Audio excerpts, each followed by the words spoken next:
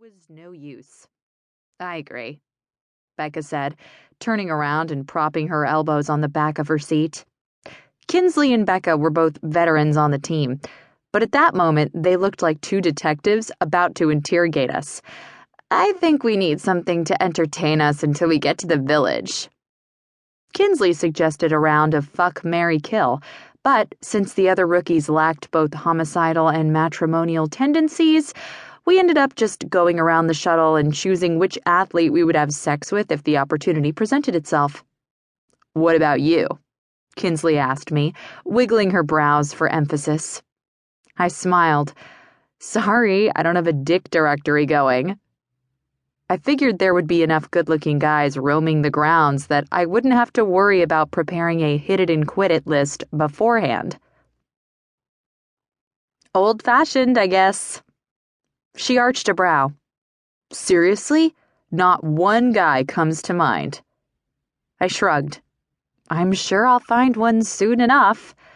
Boo, you suck, Becca chimed in. Who's next? Freddy Archibald, Michelle exclaimed, finally glancing up from her phone.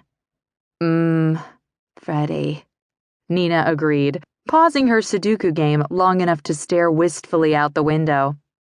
I scrunched my nose. Who's that?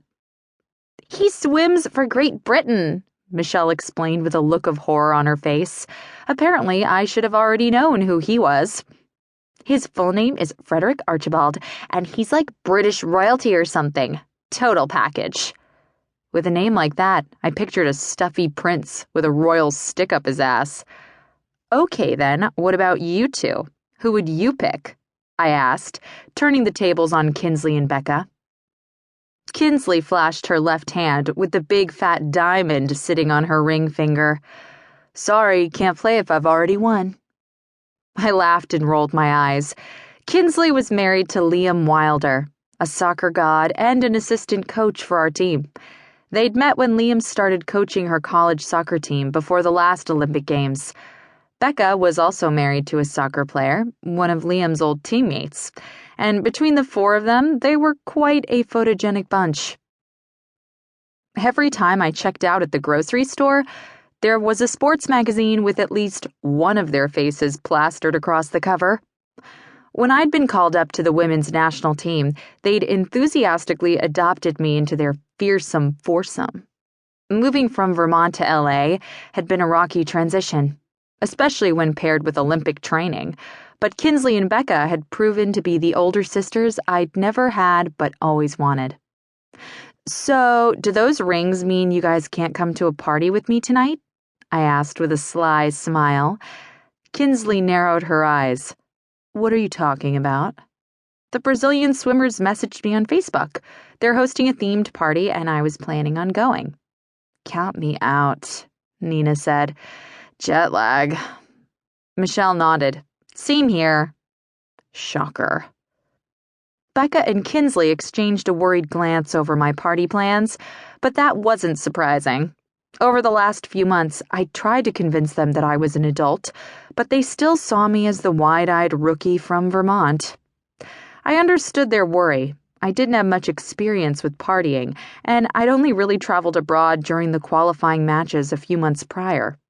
Not to mention, we'd all been fed the same spiel about Rio's crime rates during a Safety at the Games seminar, but it wasn't like I'd be out walking the streets alone at night.